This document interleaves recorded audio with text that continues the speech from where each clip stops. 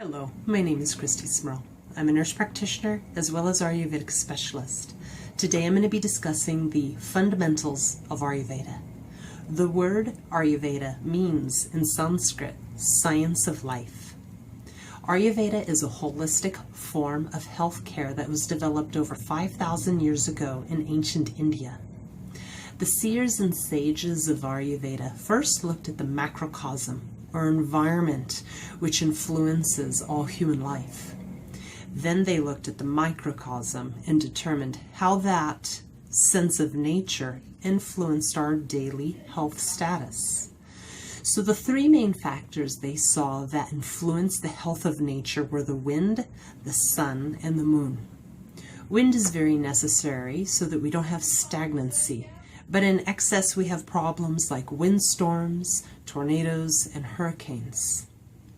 The sun is responsible for heat and functions like photosynthesis.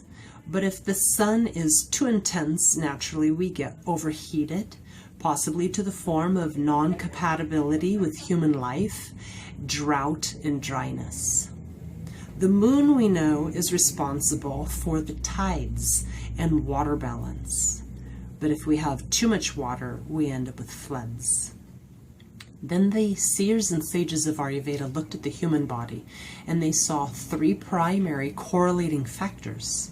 In their language, they labeled and named the wind element Vata, the sun element Pitta, and the moon or water element Kapha. These are called doshas in Ayurvedic health. When we do an Ayurvedic consultation, we decide at what levels are these doshas functioning. But first we need to understand a little bit more about them.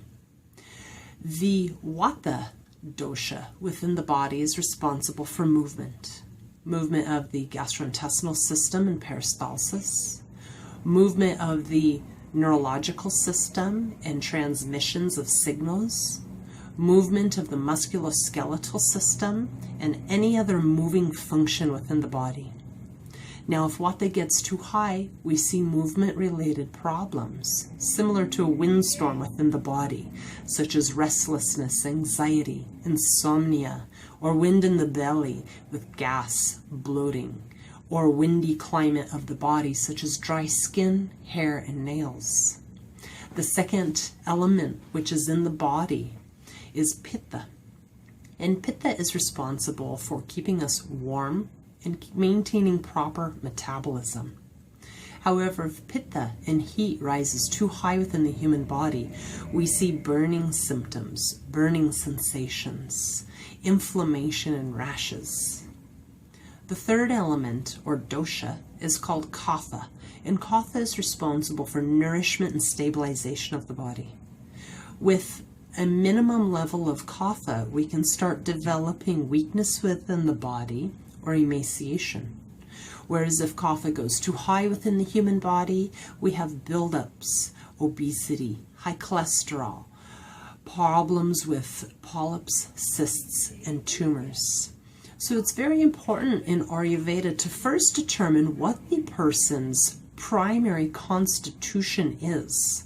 This term is called the Prakruti, and the Prakruti is determined through physical examination and primarily pulse evaluation.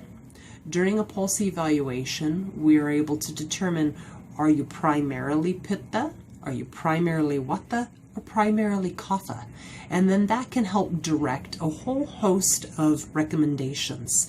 So for instance, if you're a Pitta person, you will always be prone towards accumulating heat within the body. And Ayurveda always recommends that you maintain diet and lifestyle which reduces heat and inflammation. The second reading or evaluation we do in an Ayurvedic consultation is to determine the Vikruti. And the Vikruti is your current state of balance. If your Prakruti and Vikruti match, then everything is fine. If the Prakruti and Vikruti do not match, then the practitioner is able to determine which element is elevated and how to reduce that. In Ayurveda, we use methods such as nutritional guidelines and redirection, lifestyle modifications, spices, herbs, panchakarma or detoxification, body treatments, as well as yoga and energy work to bring the body into a holistic state of health. For more information on Ayurveda, please feel free to contact me at the information listed in the description in this video. Namaste.